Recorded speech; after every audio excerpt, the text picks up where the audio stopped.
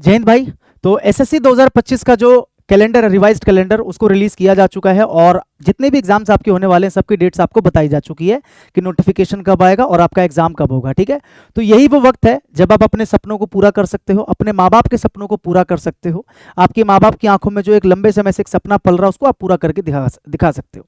तो मैं उम्मीद करता हूं कि आप अपनी तैयारी को बहुत अच्छे से कर रहे होंगे। ठीक है, और अगर नहीं शुरू की अभी तैयारी तो अभी भी कर सकते हो तैयारी को शुरू। आपके पास एक अच्छा टाइम अभी भी है। ठीक है, तो इस वीडियो में बेसिकली मैं क्या करने वाला हूं, आपके साथ ना इंग्लिश की जो डिटेल में स्ट्रेटजी है वो डिस्कस करने वाला हूं। ठीक है, आप कोई सा भी एग्जाम देने वाले हो, आप सीजीएल का एग्जाम देने वाले हो, चाहे सीएचएसएल का, चाहे सीपीयू का, चाहे एमटीएस का, चाहे स्टेनो का, इंग्लिश तो लगभग एक जैसी है सब में, इंग्लिश में कोई फर्क है नहीं। ठीक है, तो सबकी एक ही स्ट्रेटजी है। अगर आप इस स्ट्रेटजी को फॉलो करते हो तो ट्रस्ट में आपका जो स्कोर है ना वो क्या होगा, देखो फुल मार्क्स की गारंटी मैंने लिखा है ना, ये ऐसे नहीं लिखा, आपके मार्क्स इंप्रूव होंगे। मैं वादे के साथ बता रहा हूँ, आपको स्ट्रेटजी को फॉलो करना है। ठीक है, मैं कोई भी यहाँ पर आपसे खोखले वादे नहीं करूंगा, कोई भी यहाँ से ऊपरी बात नहीं करूंगा। जो फैक्ट है, जिस तरीके से मैंने तैयारी की और जिस तरीके से मैंने इंग्लिश में कई बार प्री में 50 में से 50 लिए, मेंस में जब इंग्लिश 200 मार्क्स का आया करता था उस समय मैंने मेंस में 192 बार स्कोर किया 200 में से। तो जो स्ट्रेटजी मैंने फॉलो की है ना वही स्ट्रेटजी मैं आपको बताने वाला हूं। चाहे इंग्लिश में वीक हो, आप इंग्लिश से आपको डर लगता है, चाहे हिंदी मीडियम से हो, टेंशन लेने की बात बिल्कुल भी नहीं है। ठीक है भाई, आ जाओ डिटेल में डिस्कस करते हैं वीडियो में। ठीक है, तो सबसे पहले आप ये देख लो, ये एग्जाम की डेट से आप लोगों ने देख ली होंगी आई एम श्योर। ठीक है, ये आपका स्टेनोग्राफर से आपका जो एग्जाम है शुरू होगा, जो मेन एग्जाम्स की मैं बात कर रहा हूँ। आपका 6 अगस्त को स्टेनो का एग्जाम शुरू है और देखो गैप बिल्कुल भी नहीं है, 6 को आपका स्टेनो का शुरू है, 11 को खत्म है अगस्त में। और सीजीएल का देखो एक दिन का गैप आपको मिला 12 अगस्त का, और 13 तारीख को सीजीएल का पेपर स्टार्ट आपका, 30 को खत्म होगा, 31 का गैप आपको मिला, फिर 1 तारीख से आपका सीपीयू स्टार्ट हो गया।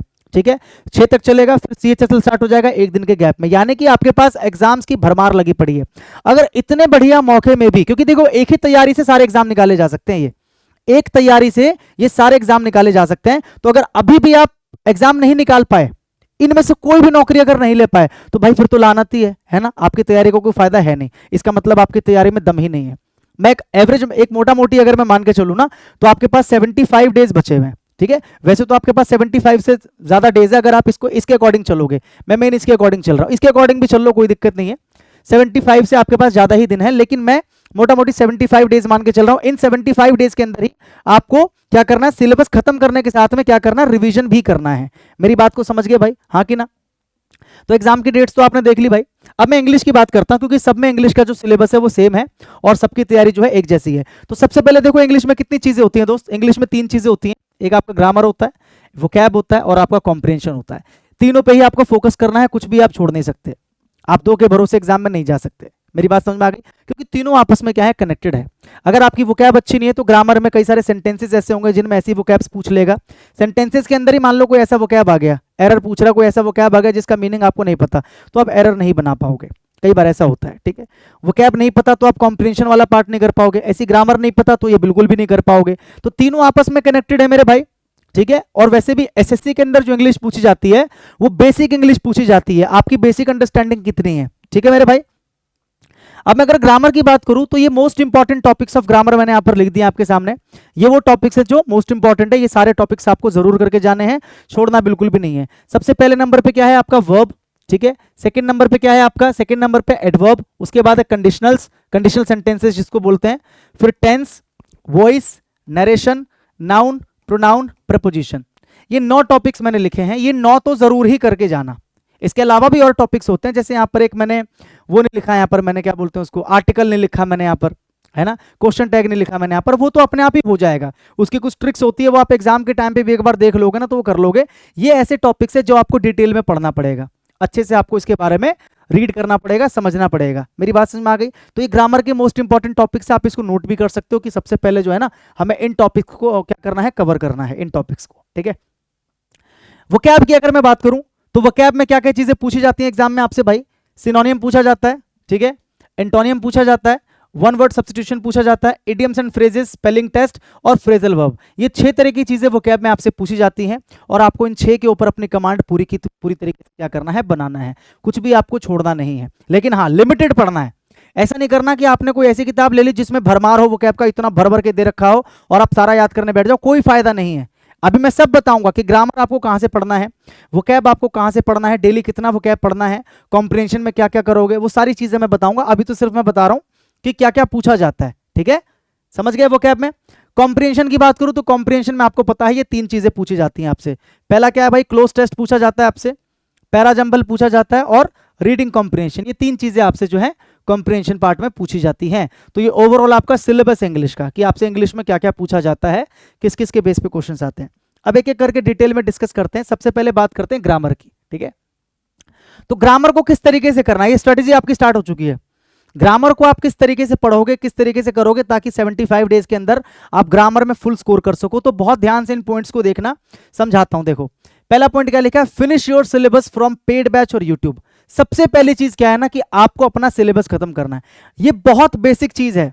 आप कितना भी रोते रहो, सर मेरे मार्क्स नहीं बढ़ रहे हैं, सर मेरे एरर ठीक नहीं हो रहे हैं, सर मैं सेंटेंस इंप्रूवमेंट में फंस रहा हूं, आपने जब तक अपना सिलेबस खत्म नहीं किया तब तक आप कुछ नहीं कर पाओगे।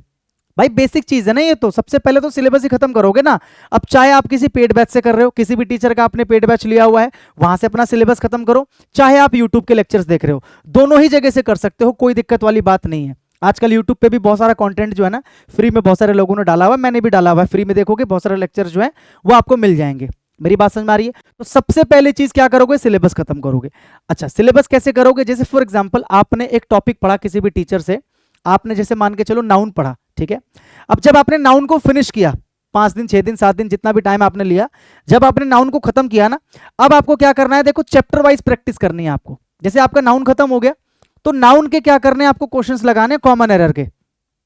नाउन के कॉमन एरर के क्वेश्चंस आपको लगाने हैं।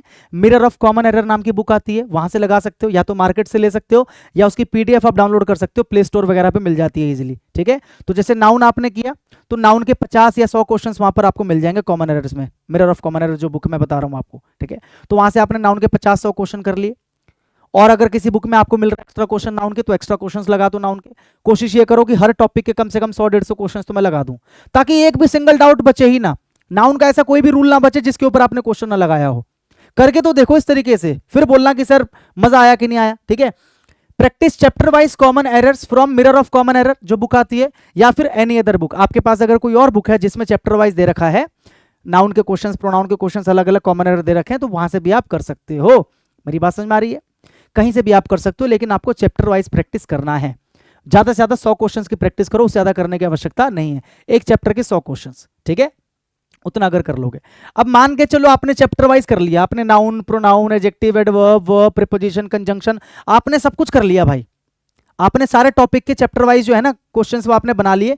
तो अब आपको करना क्या है ना, अब आपको करना है मिसलेनियस की प्रैक्टिस। ये सबसे बड़ी गलती है जो बच्चे करते हैं, मिसलेनियस की प्रैक्टिस नहीं करते हैं। जैसे मान के चलो आप जो है ना नाउन के 50 क्वेश्चंस करने के लिए बैठे, तो आपके दिमाग में एक चीज सेट है कि इसमें मुझे नाउन की ही एरर ढूंढनी है, तो आप इजी कर लोगे, वो आप जल्दी कर लोगे, क्योंकि आपको पता है नाउन की ही एरर है। ना आप वर्ब की तरफ देखोगे, ना प्रीपोजिशन की तरफ देखोगे, ना ये देखोगे कि आर्टिकल सही लगा है कि नहीं लगा है ना, ना आप ये देखोगे वर्ब की सही फॉर्म लगी कि नहीं लगी। आप केवल क्या देखोगे, नाउन पे फोकस करोगे। ऐसे जब आप प्रोनाउन की एरर ढूंढोगे तो केवल आप प्रोनाउन पे फोकस करोगे, वर्ब में वर्ब पे फोकस करोगे। और आप मिसलेनियस की प्रैक्टिस अगर नहीं करोगे ना, तो आपको दिक्कत कहाँ आएगी, क्योंकि आपका जो माइंड है ना वो सेट हो जाता है कि मुझे नाउन की ढूंढनी है एरर, प्रोनाउन की ढूंढनी है। लेकिन जैसे ही आपके सामने मिसलेनियस आ जाए, एक क्वेश्चन नाउन का, फिर अगला वर्ब का, अगला प्रीपोजिशन का, वहां पे तो एग्जाम में लिख कर देते नहीं है ब्रैकेट में कि इसमें आपको नाउन की एरर ढूंढनी है, इसमें आपको एडजेक्टिव की एरर ढूंढनी है, ऐसा लिख के देते नहीं है। तो इसीलिए मिसलेनियस की प्रैक्टिस करना बहुत जरूरी है। कहां से करोगे, कोई भी प्रीवियस ईयर की बुक उठा लो, ठीक है, कोई भी जो आपका मन करे, किरण की आती है, पिनेकल की आती है, जो आपका मन करे प्रीवियस ईयर की बुक उठा लो भाई। उसमें दे रखा होता है मिसलेनियस, जैसे कॉमन एरर्स अलग चैप्टर है पूरा, ठीक है, उसके बहुत सारे क्वेश्चन 800 से लेकर 1000 क्वेश्चन आपको मिल जाएंगे। ऐसी सेंटेंस इंप्रूवमेंट के आपको बहुत सारे क्वेश्चन मिल जाएंगे, वो क्या है, मिसलेनियस है, वो चैप्टर वाइज नहीं है, मिसलेनियस है, ठीक है। ऐसे ही आपको फिल इन द ब्लैंक्स के क्वेश्चन मिल जाएंगे। तो जब आप चैप्टर वाइज कर लोगे ना, जल्दी से जल्दी खत्म करने की कोशिश करना सिलेबस। जब आप चैप्टर वाइज कर लोगे तो चैप्टर वाइज करने के बाद में आपको क्या करना है, मिसलेनियस की प्रैक्टिस करनी है, ठीक है। क्या क्या करना है उसमें, आपको कॉमन एरर्स की प्रैक्टिस करनी है, फिल इन द ब्लैंक्स की प्रैक्टिस करनी है, एंड सेंटेंस इंप्रूवमेंट की प्रैक्टिस करनी है from any previous year book. जैसे डेली के आप 30 क्या बनाओ, कॉमन एरर बनाओ, डेली के 15 से 20 आप क्या करो, फिल इन द ब्लैंक्स करो, और डेली के सेंटेंस इंप्रूवमेंट कम से कम 20-25 करो। आप डेली करके तो देखो, अगर नहीं इंप्रूवमेंट आएगा फिर मुझे आके आप कमेंट में जो है ना उल्टा सीधा बोल के जाना कि सर आपने जो बताया उससे इंप्रूवमेंट नहीं हुआ। करके तो देखो, ये चीजें मैंने फॉलो की है, मेरे मार्क्स आए हैं ना, मैंने और बच्चों से फॉलो करवाया है, जो बच्चे आज तक सिलेक्ट हुए हैं, तो उनके भी तो मार्क्स आए हैं ना भाई, आए कि नहीं आए, आए हैं। ठीक है, तो आप इसको एक बार फॉलो करके देखो, जब तक फॉलो ही नहीं करोगे तब तक कुछ नहीं कर पाओगे। तो मिसलेनियस की प्रैक्टिस करो, daily 30 common errors, daily blanks कर लिया आपने 20-25, ठीक है, और डेली आपने सेंटेंस इंप्रूवमेंट बना लिए। तो किसी भी प्रीवियस ईयर की बुक से आप ये कर सकते हो। उसके बाद make notes of important of और रिपीटेड कॉन्सेप्ट्स। एक चीज जरूर करना, एक अपने पास पतली सी कॉपी या रजिस्टर अपने पास रखना, और अगर आपको लग रहा है कि यार ये जैसे आप मिसलेनियस की प्रैक्टिस कर रहे हो उसकी बता रहा हूं मैं, जैसे आप मिसलेनियस की प्रैक्टिस कर रहे हो, आपने 30 क्वेश्चंस किए कॉमन एरर के, और आपको लगा यार 30 में से ना 5 क्वेश्चन जो है ना एक ही कॉन्सेप्ट के ऊपर थे, यानी कि बहुत ज्यादा रिपीट हो रहा है, आपने फटाक से उस कॉन्सेप्ट को क्या कर लिया, लिख लिया। या कोई ऐसा कॉन्सेप्ट है जो आप बार बार भूल जा रहे हो और आप बार बार उसकी वजह से गलत कर दे रहे हो, है ना, उस कॉन्सेप्ट को आपने फटाक से लिख लिया। कोई डिफिकल्ट है जो आपको याद नहीं रह रहा, उसको आपने फटाक से लिख लिया। ये क्या होगा ना, क्योंकि जो आपको याद है वो तो याद ही है, जो आपको याद नहीं है, जो डिफिकल्ट है या जो बहुत रिपीट हो रहा है, उस कॉन्सेप्ट को फटाफट से आपने एक पतली सी कॉपी पे लिख लिया, एग्जाम के टाइम पे वही आप रिवाइज करके जाओगे, क्योंकि जो याद है उसको रिवाइज करने की जरूरत नहीं है, जो नहीं याद है एग्जाम के टाइम पे एक बार उसको फटाफट से क्या कर लोगे, रिवाइज कर लोगे, ठीक है, so that you can revise it on the last moment. और अगला क्या करना है, सॉल्व क्विजेज और miscellaneous questions of miscellaneous questions. यही मिसलेनियस क्वेश्चंस जो है ना, इनके क्विजेज भी सॉल्व करो। बहुत सारे ऐसे ऐप्स है जहां पर आपको क्विजेज मिल जाएंगे, ठीक है, जैसे नाउन की क्विज होती है, प्रोनाउन की क्विज, लेकिन वो चैप्टर वाइज मत करना, चैप्टर वाइज तो आप प्रैक्टिस कर चुके हो, मिसलेनियस का क्विज करना, जैसे कॉमन एरर्स की क्विज होती है, फिल इन द ब्लैंक्स की क्विज होती है, बहुत सारे एप्लीकेशंस पे आपको फ्री क्विजेज आपको मिल जाते हैं, फ्री क्विजेज की बात कर रहा हूं मैं। तो वहां से जैसे लेटे हुए हो, आराम कर रहे हो, तो आपने क्या कर लिया, ग्रामर का क्विज आपने खोल लिया, सेंटेंस इंप्रूवमेंट, और 10 सेंटेंस इंप्रूवमेंट के क्वेश्चन है, फटाफट से क्लिक ही तो करना है आपको, और लेटे लेटे सोल्यूशन देख लेना है आपको। सोल्यूशन जरूर देखना कि वहां पर क्या सोल्यूशन दिया है, वहां पर भी अगर कुछ इंपॉर्टेंट लगे कि हाँ ये मैं डिफिकल्टी है मेरे लिए इसमें, या मुश्किल लग रहा है, तो उसको भी क्या कर लेना, नोट कर लेना। तो इस तरीके से ग्रामर आप करोगे, समझ में आ गया, सिलेबस करोगे, चैप्टर वाइज प्रैक्टिस करोगे, उसके बाद मिसलेनियस की प्रैक्टिस करोगे, डेली के 30 कॉमन एरर्स, 15-20 ब्लैंक्स और 15-20 सेंटेंस इंप्रूवमेंट, इतना आपको डेली करना है भाई। उसके बाद क्या करना है, नोट्स बना लेना जो इंपॉर्टेंट हो या रिपीटेड हो, ये चीज आपको करना। और लास्ट में क्या बोला मैंने, क्विजेज आपको जरूर लगाने हैं। अगर इस तरीके से करते हो तो ग्रामर में कोई डिफिकल्टी आपको नहीं आएगी दोस्त, मेरी बात को समझ गए, इसमें कोई दिक्कत नहीं होनी चाहिए। आगे बात करते हैं किसकी, वोकैब की, ठीक है। तो वोकैब में क्या करना है, ध्यान से देखो, जितने भी इंपॉर्टेंट पॉइंट्स लिखे हैं इस पर नजर डालो। Focus on previous 5 to 8 years vocabs first. देखो मेरे भाई, एक चीज बता रहा हूं, वोकैब का कोई अंत नहीं है, आप जितने वोकैब याद करना चाहोगे ना, मैं आपको उतने वोकैब लाके दे दूंगा, लेकिन मेरे को ये बताओ उसका फायदा क्या है। आप 10,000 20,000 वोकैब याद करके क्या करोगे, अगर मैं आपको बोल रहा हूं कि ये लिमिटेड 2,000 वोकैब है और इसी में से बार बार एसएससी क्वेश्चन रिपीट कर करके पूछता है, बदल बदल के पूछता है, जैसे किसी क्वेश्चन का एक ऑप्शन है ना, तो अगले एग्जाम में क्या होगा, किसी अगले एग्जाम में वही जो ऑप्शन है वो मेन क्वेश्चन बन जाएगा, और ये जो क्वेश्चन है वो उसका ऑप्शन बन जाएगा। यही ट्रिक्स तो होती है, एग्जाम में एक क्वेश्चन के 4 ऑप्शंस होते हैं, तो वो 4 ऑप्शंस कहां जाएंगे, वो अगले किसी न किसी एग्जाम में पूछे जाएंगे। मेरी बात को समझ पा रहे हो, तो आपको लिमिटेड याद करना है। आपको सबसे पहले क्या करना है, कोई भी प्रीवियस ईयर की बुक उठाओ और पीछे से याद करना शुरू करो, लेटेस्ट, यानी कि अभी 2025 चल रहा है ना, तो पहले 2024 के जो पेपर्स हुए हैं उनमें जितनी भी वोकैब्स पूछी गई है एसएससी में, ठीक है, वो सारे वोकैब्स याद करो, प्रीवियस ईयर की बुक्स में आपको मिल जाएंगे। फिर 2023, 2022, 2021, 2020, 2019, 2018, कम से कम 18 तक कर लो भाई, ठीक है, मेरी बात समझ आ रही है। हो सके तो 16-17 तक भी चले जाना, लेकिन कम से कम 18 तक के जितने वोकैब्स हैं वो याद कर रहे हैं आपको।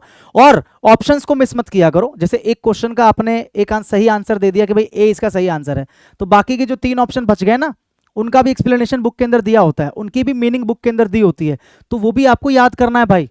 ऐसा नहीं कि सही वाला याद कर लिया बाकी 3 इग्नोर कर दिया। मैंने क्या बोला, यही जो है ना किसी न किसी एग्जाम में क्वेश्चन बन के आ जाएगा, यही होता है। मैं इतने साल से पढ़ा रहा हूं, मैं ऐसे तो नहीं बता रहा हूँ ना, मैं प्रॉपर एनालिसिस करके आपको बता रहा हूं, ठीक है। तो अगर आप एक दिन में 10 क्वेश्चंस याद कर रहे हो, 10 सिनोनियम याद कर रहे हो, तो असल में आप 10 याद नहीं कर रहे, आप उनके ऑप्शंस भी तो याद कर रहे हो ना, तो कम से कम 30-40 सिनोनिम्स आप आराम से एक दिन में याद कर रहे हो, अगर आप विद ऑप्शंस याद कर रहे हो तो, ठीक है। तो कम से कम 8 साल के भाई, 5 से 8 साल के जो पेपर्स हैं उनमें जितने भी वोकैब्स पूछे गए हैं, सबसे पहले आपका लक्ष्य होना चाहिए कि उसको याद कर लूं मैं।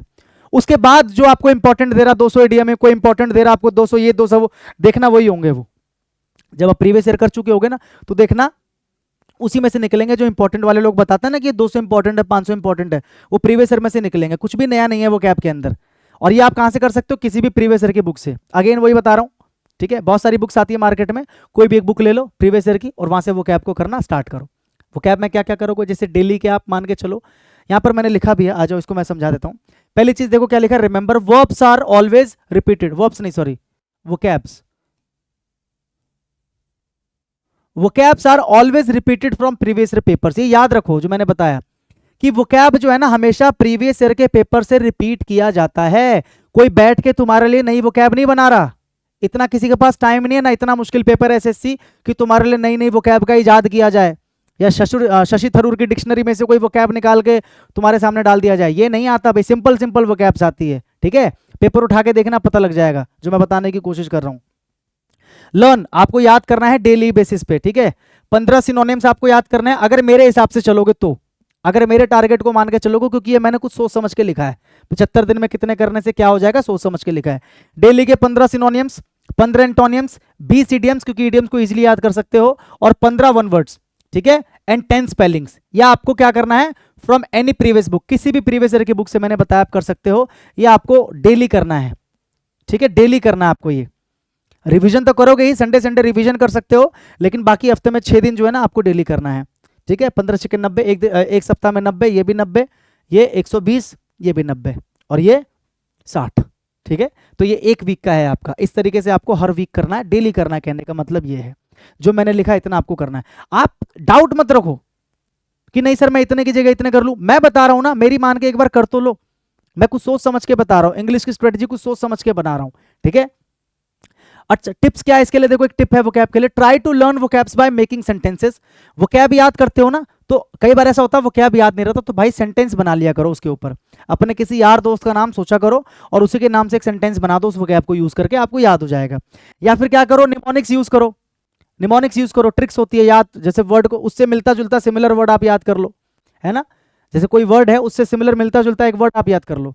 देखो प्रोनाउंसिएशन आप कुछ भी कर रहे हो, अगर याद करने के लिए मान के चलो, याद करने के लिए मैं किसी वर्ड को किसी तरीके से पढ़ रहा हूं, लेकिन मुझे पता है कि उसका क्या मीनिंग है, उसका सही प्रोनाउंसिएशन क्या है, तो किसी को क्या फर्क पड़ रहा है।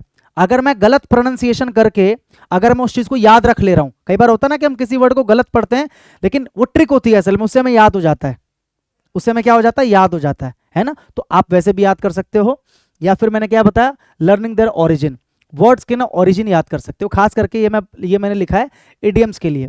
जितने भी इडियम्स हैं, देखो हर इडियम की उत्पत्ति जो है ना कहीं से तो हुई होगी। अगर बोला जा रहा है बियॉन्ड द पेल एक इडियम है, तो कहीं ना कहीं से तो इसकी उत्पत्ति हुई होगी, कुछ ना कुछ तो ऐसा हुआ होगा। एग्जाम्पल के थ्रू मैं आपको समझाऊं, जैसे देखो ये मैं अपनी क्लास के अंदर जो वोकैब पढ़ाता हूं ना, उसका एग्जाम्पल मैं आपको दिखा रहा हूं। जैसे ये क्वेश्चन है, उसके 4 ऑप्शन है। अब देखो मैं किस तरीके से इडियम्स को एक्सप्लेन करता हूं। 4 ऑप्शन है ना, चारों अलग अलग इडियम है, तो मैं केवल सही वाले आंसर को एक्सप्लेन नहीं करता, मैं किस तरीके से करता हूं, देखो ये देखो, मैं चारों इडियम्स को अच्छी तरीके से पहले क्या करता हूं, एक्सप्लेन करता हूं। इंग्लिश में बताता हूं उसकी क्या मीनिंग है, साथ में उसकी हिंदी लिखी है यहाँ पर, साथ में एक बहुत बेहतरीन एग्जांपल, और साथ में इसकी ट्रिक यानी कि ओरिजिन। अब देखो ओरिजिन क्या है, जैसे यहाँ लिखा है मैंने बियॉन्ड द पेल। अब मैं बच्चों से कैसे याद करवाता हूँ, बच्चे को ऐसे याद हो जाता है। जैसे पहले क्या होता था ना, इंग्लैंड के अंदर क्या होता था एक समय में, जो हाई क्लास के लोग हुआ करते थे, हाई सोसाइटी वाले जो लोग हुआ करते थे, उन्होंने अपने लिए एक एरिया बनाया और उस एरिया के चारों तरफ बड़ी बड़ी बाउंड्रीज खड़ी कर दी, जिसको बोलते थे पेल, PALE, पेल। ठीक है, और उस एरिया के अंदर जितने लोग हैं वो सारे अच्छे लोग हैं, संभ्रांत लोग हैं, बड़े लोग हैं, और उस बाउंड्री के बाहर जितने भी लोग हैं, बाउंड्री के बाहर, उस पेल के बाहर जितने भी लोग हैं, यानी कि पेल के बियॉन्ड, बियॉन्ड का मतलब उससे बाहर, परे, वो क्या है, उनको यहां पर आना अलाउड नहीं है इस सोसाइटी के अंदर, यानी कि वो लोग क्या है, यहां पर अनएक्सेप्टेबल है, उन लोगों को इस सोसाइटी में एक्सेप्ट नहीं किया जाता। तो ये वहां से उत्पत्ति हुई है इसकी। अगर उस समय किसी को बोला जाता था he is beyond the pale, मतलब he is not acceptable here, तो चलते चलते चलते चलते क्या हो गया, इस वर्ड का मीनिंग जो है ना एक इडियम बन गया ये, और इसका मीनिंग कई जगहों पर यूज किया जाने लगा, इसको कई जगहों पर यूज किया जाने लगा। मतलब अगर कोई ऐसी बात बोल दे जो एक्सेप्ट करने लायक नहीं है, तो उसको भी क्या बोलते हैं, बियॉन्ड द पेल था भाई, तेरा जो स्टेटमेंट था या तेरी जो बात थी वो क्या थी, बियॉन्ड द पेल, यानी कि अनएक्सेप्टेबल थी, एक्सेप्ट करने योग्य नहीं थी। तो इस तरीके से मैं बच्चों को याद कराता हूं। ठीक है, ये बिग फिश है। बिग फिश कैसे याद रखोगे भाई, जैसे समुद्र के अंदर जो बिग फिश यानी कि जो शार्क और वेल जैसी मछली है, वही तो पावरफुल होती है, वही तो शक्तिशाली होती है, वही तो इन्फ्लुएंशियल होती है, जो प्रभावित कर सकती है बाकी मछलियों को या बाकी जीवों को। तो बिग फिश का मतलब वही हो गया, पावरफुल, इन्फ्लुएंशियल और इंपॉर्टेंट। मेरी बात समझ में आ रही है। बिट डिफाइंस को कैसे याद करोगे, इसके अंदर एक वर्ड पकड़ लो, डिफाइंस किससे बना है, डिफाई से। डिफाई का मतलब क्या होता है, किसी का विरोध करना या आज्ञा का पालन ना करना, डिफाई। तो डिफाई का मतलब जब आज्ञा का पालन ना करना है, तो डिफाइंस का मतलब भी वही होगा, तो इसका मतलब भी वही है, वेल ना करना, चुनौती देना। तो इस तरीके से जब आप ओरिजिन के साथ में इडियम्स को याद करते हो ना, तो कभी भी जिंदगी में इनको भूल नहीं पाओगे। तो इस तरीके से याद क्या करोगे। अब अगर आप इसको याद करना चाह रहे हो, इस तरीके से अगर आप पढ़ना चाह रहे हो वोकैब को, ठीक है, या ग्रामर को जैसे मैंने बताया तरीके से अगर पढ़ना चाह रहे हो, जो मैंने ग्रामर बताया आपको, ठीक है, तो भाई मैं एक इंपॉर्टेंट चीज बस यहाँ पर एक ऐड करना चाहूंगा। देखो, ये कुछ समय पहले मैंने लॉन्च किया था बैच, टॉपर्स बैच के नाम से। इस बैच को लॉन्च करने का सिर्फ मेरा इतना सा पर्पस था, और टॉपर्स नाम रखने का इतना सा पर्पस था, मैं चाहता था, या मैं चाहता हूं अभी भी, बैच तो अभी चल ही रहा है, कि इस बैच में एडमिशन लेने वाला हर एक बच्चा जो है ना, वो एग्जाम क्रैक करे और एक जॉब ले। मैं केवल उसको इंग्लिश नहीं सिखाना चाहता, मैं चाहता हूं कि वो बच्चा एग्जाम क्रैक करे। इसीलिए मैं इस बैच के बच्चों को ना पर्सनल गाइडेंस भी देता हूं। मतलब अगर किसी बच्चे को बाकी किसी सब्जेक्ट में दिक्कत है तो मैं उसमें भी गाइडेंस दूंगा। व्हाट्सएप पे ग्रुप बना हुआ है, वहां पे हम लोग डिस्कस करेंगे, ठीक है, तो प्रॉपर तरीके से बात होगी। इसलिए टॉपर्स बैच नाम है। बेस्ट बैच है ये एसएससी 2025 के लिए, इंग्लिश का बैच है ये। इसके अंदर मैं सब कुछ कराने वाला हूँ, करा रहा हूँ। आप इसका डेमो अगर देखना चाह रहे हो, कैसे देखोगे मैं आपको बता देता हूँ, ठीक है। देखो, कंप्लीट ग्रामर है इसके अंदर, वोकैब है, कॉम्प्रिहेंशन है, सब कुछ है। लाइव क्लास होती है भाई, रात को 8 बजे लाइव क्लास होती है, और अगर लाइव मिस हो जाए किसी वजह से तो रिकॉर्डेड लेक्चर भी वहीं पर एप्लीकेशन पे आपको मिल जाता है। मतलब जैसे आज मैंने लाइव क्लास ली, आपका मिस हो गया, तो लाइव खत्म होने के आधे घंटे बाद यही क्लास जो है ना रिकॉर्डेड फॉर्म में वहां पर अपलोड हो जाता है। क्लास नोट्स आपको मिलते हैं ज़बरदस्त तरीके से, और प्रैक्टिस पीडीएफ मिलती है आपको, ठीक है। इनरोल कर सकते हो। फी जो इसकी कितनी है, 999 इसकी फी है, ठीक है। एडमिशन मैंने ओपन कर दिया है। आप अगर पुराने वीडियो देखोगे ना, मैंने लिमिटेड एडमिशंस रखे थे इसमें, लेकिन क्योंकि अब कैलेंडर आया तो बहुत सारे बच्चे मेरे को अलग अलग जगह पे मैसेज कर रहे थे कि सर एडमिशन अभी भी ओपन है क्या, हम एडमिशन अब ले सकते हैं क्या। बहुत सारे बच्चे अब ऐसे हैं, तो इसलिए मेरे को एडमिशन ओपन करना पड़ा कुछ समय के लिए, फिर मैं इसमें एडमिशन लूंगा। तो अभी आप इसमें एडमिशन ले सकते हो। कहाँ से बैच आपको मिलेगा भाई, एक ऐप डाउनलोड कर लेना प्ले स्टोर पे जाके, English by Roshan sir app.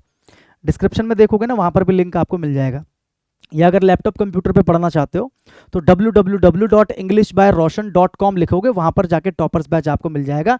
यहाँ पे कोर्सेज में जाना, ठीक है, यहाँ पर कोर्सेज में जाओगे ना जब आप, तो कोर्सेज में जाने के बाद में टॉपर्स बैच आपको दिख जाएगा, वहां से आप एडमिशन ले सकते हो। और अगर आपको डेमो देखना है, सबसे इंपॉर्टेंट चीज, अगर आपको डेमो देखना है तो आप जाना ग्रामर कोर्सेज में जाना, टॉपर्स बैच में जाना, उस पर ग्रामर पे क्लिक करोगे तो ग्रामर के अंदर जो पहला टॉपिक है वर्ब, वो पूरा टॉपिक मैंने फ्री कर दिया है। वर्ब की 10 क्लासेस हुई हैं, 10 की 10 क्लास मैंने फ्री कर दी हैं। तो आप जाके आराम से डेमो देख सकते हो, कोई दिक्कत वाली बात नहीं। अगर आपको लगे कि सर का पढ़ाया हुआ हमें समझ में आ रहा है, हम मतलब समझ लेंगे अच्छे से, कोई दिक्कत नहीं है, तो आप बैच में इनरोल कर लेना, ठीक है। इनरोल कैसे करोगे मैंने बता दिया, एप्लीकेशन के थ्रू। और फी कितनी है आपकी, 999 है, ये आपकी फी है भाई, ठीक है। तो ये बेस्ट बैच है। इस बैच के अंदर मैं यही, जैसे मैंने यहाँ पर आपको वोकैब एक्सप्लेन किया ना अभी, इसी तरीके से वोकैब मैं जो है ना अपने बैच के अंदर भी कराता हूँ। केवल वोकैब ही नहीं, ग्रामर भी कराता हूँ बेहतरीन तरीके से, वो तो आप देखोगे डेमो समझ में आ जाएगा। और कॉम्प्रिहेंशन भी कराऊंगा बहुत जबरदस्त ट्रिक्स के साथ में, मजा आ जाएगा आपको पढ़ने में, कहने का सिंपल सा मतलब है, ठीक है। तो एडमिशन ओपन कर दिया मैंने, जाके फटाफट से एडमिशन ले लो, और इंग्लिश से क्या हो जाओ, निश्चिंत हो जाओ। और बाकी डाउट्स भी अपने बड़े भाई से यानी कि मुझसे आप पूछ सकते हो, कोई दिक्कत वाली बात नहीं है भाई, ठीक है। अब मैं कॉम्प्रिहेंशन पार्ट की मैं बात करता हूँ। कॉम्प्रिहेंशन की बात करूँ अगर मैं, if you are good at grammar and vocabs you will not face much difficulty in this section. Simple सी बात है भाई, अगर आपकी ग्रामर ठीक ठाक है और अगर आपका वोकैब ठीक ठाक है ना, तो कॉम्प्रिहेंशन आपका ऑटोमेटिकली क्या हो जाएगा, इंप्रूव हो जाएगा। क्योंकि कॉम्प्रिहेंशन में खेल ही किसका है, ग्रामर का और वोकैब का खेल है भाई, सारा का सारा, ठीक है। Comprehension requires basic understanding of English. Comprehension में ना आपको बेसिक अंडरस्टैंडिंग होनी चाहिए। मतलब कई बार हम सेंटेंसेस बोल देते हैं, जैसे कि कई बार हम बोल देते हैं ना कि you is not allowed here, तो यार बेसिक अंडरस्टैंडिंग है कि यू के साथ हमने आज तक इज नहीं सुना, चाहे आपने पढ़ा हो ना पढ़ा हो ग्रामर, लेकिन यू के साथ इज नहीं सुना आज तक हमने, तो ये बेसिक अंडरस्टैंडिंग हुई। तो इस बेसिक अंडरस्टैंडिंग को आप डेवलप कैसे कर सकते हो, यहां पर लिखा है मैंने। देखो, करना ना करना आपके हाथ में, मेरा काम है भाई बताने का। अगर आप मेरी बात को फॉलो करोगे तो मैंने जो बताया आपका स्कोर बिल्कुल हो सकता है फुल स्कोर। आप इस बेसिक अंडरस्टैंडिंग को कैसे डेवलप करोगे, आप ना डेली कुछ नहीं करो, 30 मिनट कोई भी किताब उठा लो, इंग्लिश की, 6ठी क्लास की, 7वीं क्लास की, 8वीं क्लास की, जो आपका मन करे, 9वीं 10वीं क्लास की, कोई भी नोवेल उठा लो या कोई भी न्यूज़पेपर उठा लो, बेसिक से बेसिक, और उसको आप केवल 30 मिनट क्या करो ना, सिंपल रीड मारो। रीड मार के उसकी मीनिंग समझने की कोशिश करो, बस खत्म, कुछ नहीं करना है। कोई वहां से वो कैब मत निकालो, कुछ मत करो। अगर कुछ एक्स्ट्रा कुछ नया वो कैब अगर मिल रहा है वहां से, तो उसको आप जरूर याद कर सकते हो गूगल पे सर्च करके कि हाँ इसका क्या मीनिंग है। इस तरीके से बेसिक अंडरस्टैंडिंग, ग्रामर वो कैब तो कर ही लोगे कॉम्प्रिहेंशन से पहले, ऑब्वियस सी बात है, ठीक है। और बेसिक अंडरस्टैंडिंग डेवलप करने के लिए आज से ही 30-30 मिनट क्या करो, रीड करना शुरू करो। देखना 21 दिन के अंदर इंप्रूवमेंट अगर ना आए तो मैं नाम बदल दूंगा, आएगा, आजमाया हुआ तरीका है, ठीक है। आप पे नहीं, हजारों बच्चों पे आजमा चुका हूं। Of course there are some tricks and strategies which you need to learn to answer the questions quickly। हाँ, ये भी बात सही है कि कॉम्प्रिहेंशन में भी चाहे पैरा जंबल हो, चाहे आपका क्लोज टेस्ट हो, कुछ ट्रिक्स होती हैं भाई जो मैंने भी अपने बैचेस में सिखाया बच्चों को। कुछ क्या बहुत सारी ट्रिक्स होती है, और अगर मेरी मान के चलोगे ना, ठीक है, आप देख सकते हो। अगर आपको कमाल देखना है ना, तो आप क्या करना ना, यूट्यूब पे जाना, और यूट्यूब पे जाके आप केवल क्या लिखना, आप लिखना ना para jumbles by Roshan sir, इतना लिखना, या लिखना cloze test by Roshan sir, आपको वीडियो दिख जाएगी। ठीक है, लाखों बच्चे देख चुके हैं अभी तक वीडियो को, आप देखना, वो लेक्चर देख लेना। दोनों के एक एक लेक्चर है, और एक एक लेक्चर के अंदर पूरा पैरा जंबल खत्म और पूरा क्लोज टेस्ट खत्म। और ऐसी खतरनाक और भयंकर ट्रिक्स मैंने बता रखी हैं कि आप किसी भी एग्जाम में उसको फॉलो कर लो, आपका पैरा जंबल का क्वेश्चन गलत नहीं होगा, या आपका क्लोज टेस्ट का क्वेश्चन गलत नहीं होगा, ये मेरी गारंटी है। मजाक नहीं कर रहा हूं, यूट्यूब पे जाके देख लेना, पता चल जाएगा कि मैं किस लेवल का पढ़ाता हूं, किस लेवल की मैं चीजें सिखाता हूं आपको इन चीजों में। ठीक है, और उसी लेवल का मैं अपने बैच में भी पढ़ाऊंगा आपको, जो टॉपर्स बैच मैंने आपको बताया, वही सेम लेवल, उससे भी एक्स्ट्रा ही बल्कि पढ़ाऊंगा मैं आपको, क्योंकि हर बार मैं क्या करता हूं, चीजों को इंप्रूव करता हूं मैं। ठीक है भाई, प्रैक्टिस डेली, और डेली आपको प्रैक्टिस भी करनी है भाई। अगर आपको अच्छा करना है तो आपको प्रैक्टिस करनी पड़ेगी, ये नहीं कि सीधा एग्जाम में चले जाओगे और कहोगे सर पैरा जंबल नहीं हो पाया, मुश्किल था। भाई डेली घर पे 10 पैरा जंबल की प्रैक्टिस करो, तब जाके आदत लगेगी पैरा जंबल को करने की। डेली 5 क्लोज टेस्ट करो, और डेली 2 से 3 रीडिंग कॉम्प्रिहेंशन के क्वेश्चंस आप करो। इतना डेली करके देखो तो कॉम्प्रिहेंशन में कभी भी कोई दिक्कत आपको नहीं आएगी भाई। मेरी बात समझ में आ गई? ये इंग्लिश की ना कंप्लीट स्ट्रेटजी बताई है मैंने आपको, बैच के बारे में मैंने आपको बता दिया, एडमिशन ले सकते हो, ये इंग्लिश की कंप्लीट स्ट्रेटजी है। अच्छा, बैच में क्या क्या मिलेगा एक बार देख लो डिटेल में, यहाँ पर मैंने लिखा हुआ है। कंप्लीट ग्रामर है बहुत सारी प्रैक्टिस के साथ में, कंप्लीट वोकैब कराने वाला हूँ, सिनोनियम, antonym, one word idiom, spelling, और किस तरीके से कराने वाला हूँ वो क्या है, वो मैंने आपको नमूना दिखा दिया।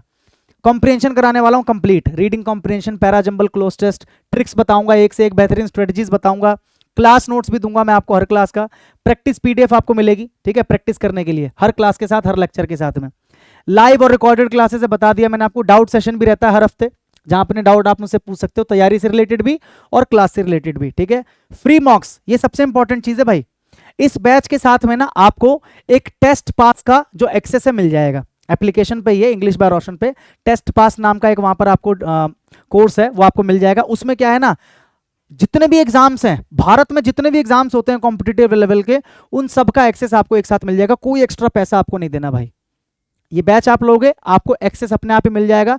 अब चाहे आप सीजीएल के मॉक्स लगाओ, चाहे प्रीवियस ईयर के पेपर्स लगाओ, चाहे सेक्शनल टेस्ट लगाओ, कुछ भी लगाओ, बिल्कुल फ्री इस बैच के साथ में। ठीक है, सीएचएसएल के पेपर्स लगाओ, चाहे मॉक टेस्ट लगाओ, प्रीवियस ईयर के पेपर्स लगाओ, सेक्शनल, मतलब जितने भी पेपर्स आपके हैं उन सब के मॉक्स, बहुत सारे मॉक्स हैं, बहुत सारे प्रीवियस ईयर के पेपर्स हैं, प्री और मेंस दोनों के हैं भाई, ध्यान रखना, सेक्शनल टेस्ट भी है, ये सब कुछ आपको मिलने वाला है इस बैच के साथ में। इसके लिए कोई एक्स्ट्रा चार्ज आपको नहीं देना है। ठीक है, पर्सनल गाइडेंस तो मैंने बताया ही आपको मिलेगा, और फी कितनी है, 999, और वैलिडिटी इसकी 1 साल की है। लेकिन इससे पहले ही आप पढ़ के सिलेक्शन ले जाओगे, ये मुझे पूरा यकीन है।